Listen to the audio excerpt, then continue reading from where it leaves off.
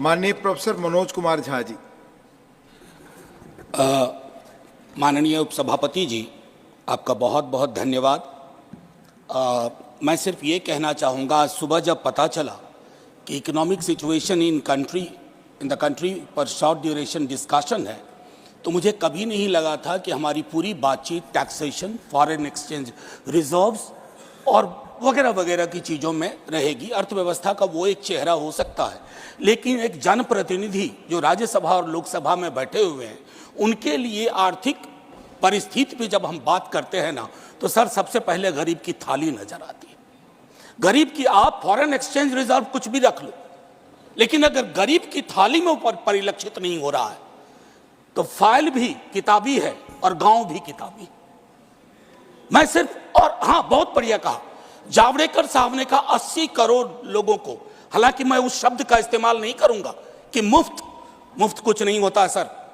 मैं कई बार सदन में बोल चुका हूं, अगर 80 करोड़ लोगों को आपको अनाज देना पड़ रहा है तो मुझको अर्थव्यवस्था पर कोई टिप्पणी नहीं करनी है कि आर्थिक परिस्थिति क्या है, कितनी समावेशी है, वगैरह वगैरह। सर, माननीय उपसभापति जी, सुधांशु जी जब बोल रहे थे, तालियां बज रही थी सत्ता पक्ष से, बजती भी हैं। अब विजय साई रेड्डी जी को कष्ट हुआ तो उन्होंने कह भी दिया कि ताली क्यों नहीं बजा रहे हो। तो जब सुधांशु जी ताली बजा रहे के वक्तव्य पे ताली बज रही थी, तो मुझे लगा कि गांव शहरों के बेरोजगार पर यह ताली कितनी भारी पड़ रही होगी। प्रधानमंत्री जी 14 में जब पहली बार चुने गए तो वो मंदिर मस्जिद की साइज के लिए नहीं चुने गए थे। 2 करोड़ प्रतिवर्ष नौकरियां उनका वादा था। 2 दाएं 20 करोड़। एक श्वेत पत्र तो बनता है कि हम कहां हैं।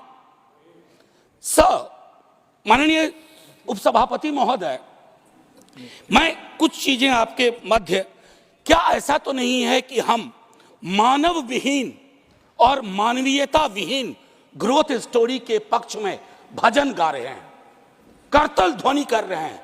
सर, कोई भी वैसा ग्रोथ जो फेसलेस हो, जॉबलेस हो, उस ग्रोथ से देश की हकीकत नहीं बदलती है। सर, बड़ी बड़ी बात लोग कर रहे थे। अभी पिछले महीने ये खूबसूरत किताब आई है, वेल रिसर्च्ड। आधी किताब में सर रेफरेंस है, ये है अनइक्वल। सर, हम किन देशों से पीछे हो गए हैं पता है? छोड़िए अमेरिका यूरोप की बात, बांग्लादेश और नेपाल इनकम इनइक्वालिटी को एड्रेस करते हुए मानवीय सूचकांक में हमको पीछे छोड़ चुका है। ये है सर दस्तावेज, ये अनइक्वल स्वाति नारायण की। बीते दिनों बिहार में एक जातिगत सर्वेक्षण हुआ। मैं चाहूंगा तमाम हमारे भाजपा के मित्र, उनको ना उससे मतलब ना हो, उसके प्रति विरोध हो, लेकिन एक बार उस दस्तावेज को पढ़िए, क्योंकि उन आंकड़ों में नंबर के बाद आर्थिक सामाजिक परिवेश भी जाहिर हुआ है। और तब प्रधानमंत्री जी, पुनः ले जाऊंगा 14 में बिहार गए थे, बिहार को स्पेशल स्टेटस की बात वो करके आए थे, हाजीपुर, दरभंगा, पटना। सर, बिहार को आपकी जरूरत है माननीय सत्ता पक्ष। बिहार के पास रेवेन्यू के साधन कमतर हैं। बिहार को लेबर सप्लाई स्टेट के नजरिए से मत देखिए, बिहार को स्पेशल स्टेटस दीजिए। क्योंकि अगर आप इस किताब का विश्लेषण करें, सरकार के आंकड़ों का विश्लेषण करें, तो आपको साफ दिखेगा कि बिहार, झारखंड, उत्तर प्रदेश और मध्य प्रदेश देश के बाकी राज्यों से पिछड़ रहा है। उसके अलावा दूसरा पहलू कहता हूं माननीय उपसभापति महोदय, इस किताब में बाबा साहब भीमराव अंबेडकर को धृत किया गया है, नॉर्थ साउथ डिवाइड के संदर्भ में भी।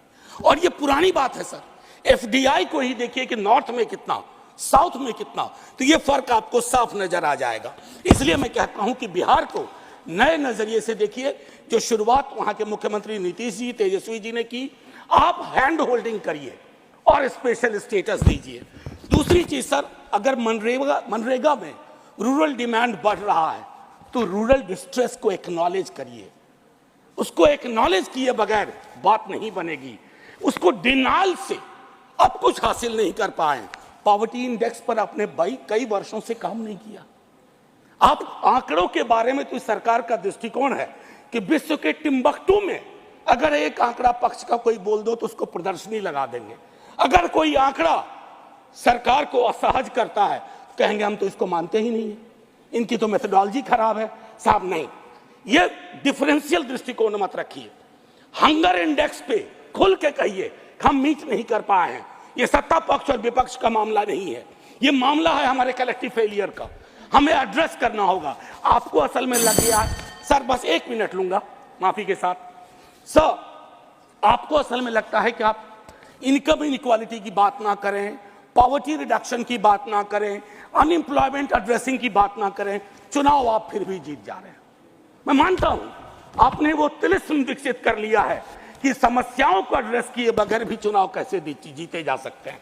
लेकिन जिन बोतल से निकला ये जिन देश पर बहुत भारी पड़ने जा रहा है।